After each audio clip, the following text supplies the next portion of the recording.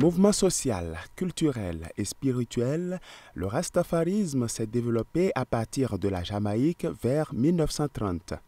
Un siècle après, il y a toujours des rastas attachés à ce qu'ils définissent comme le meilleur creuset de l'expression de l'amour du prochain. Rastafari, le mouvement, c'est One Love, c'est l'amour. One Love dont on parle, c'est non à la division.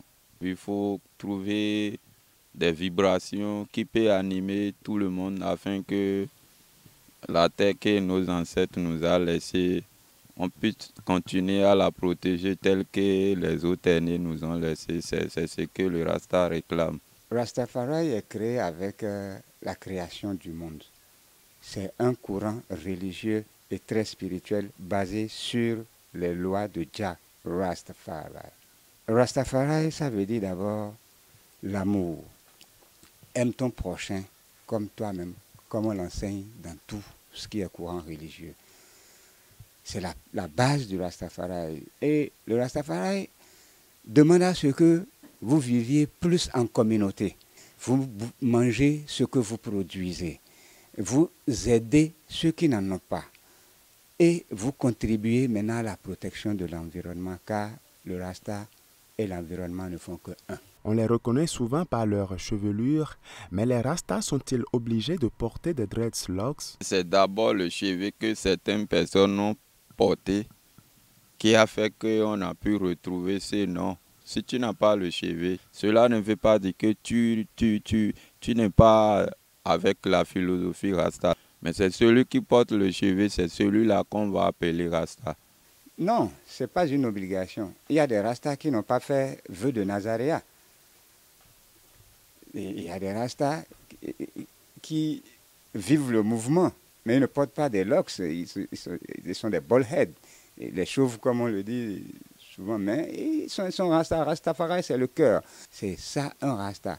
Ce n'est pas forcément porter les dreadlocks ou bien fumer de la ganja qui veut dire qu'on est Rasta. Non, il faut vivre la foi Rastafari.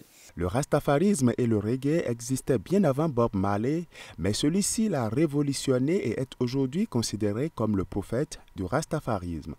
Bon, Bob Marley, dans le mouvement Rastafari, nous l'appelons Berham Selassie, la lumière de la Sainte Trinité. Bob Marley n'est qu'un prophète dans le mouvement Rasta. Quelqu'un qui est venu, un messager qui est venu propager, faire passer le message de Jah. C'est ça Bob Marley. Bob Marley n'a pas créé le mouvement Rastafari. Le travail qu'il a fait, c'est énorme. Et la façon il a utilisé son moyen, comment il a essayé quand même à éveiller la jeunesse. Et moi, chez moi, c'est mon prophète, quoi. À l'occasion de cette célébration annuelle, l'appel à l'unité et à l'amour est une fois encore renouvelé. Déjà, moi, je donne fire depuis très longtemps, c'est ça qui est pour nous. C'est l'amour. Il n'y a pas une division. C'est pour ça que je dis, pour suivre un peu l'amour de Rasta, il faut aller au marché pour voir la façon les mamans vendent tomates au marché. Vous allez voir, ils ne font pas une différence.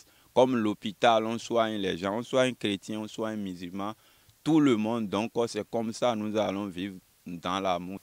Chers frères Rasta, One Love, Peace and Love, c'est là, c'est I. Nous sommes à l'ère du vaisseau où plus rien n'est caché. Cherchez la connaissance, cultivez-vous, unissons-nous, pour donner une place au Rastafari moderne. Rastafari reste toujours Rastafari avec ses racines, paix profonde à chacun et à chacune. Une célébration saine de la journée du 11 mai rappellerait à l'humanité tout entière que le Rasta n'est pas soumis au vice, mais qu'il est plutôt un modèle de charité, de confiance en soi et de foi.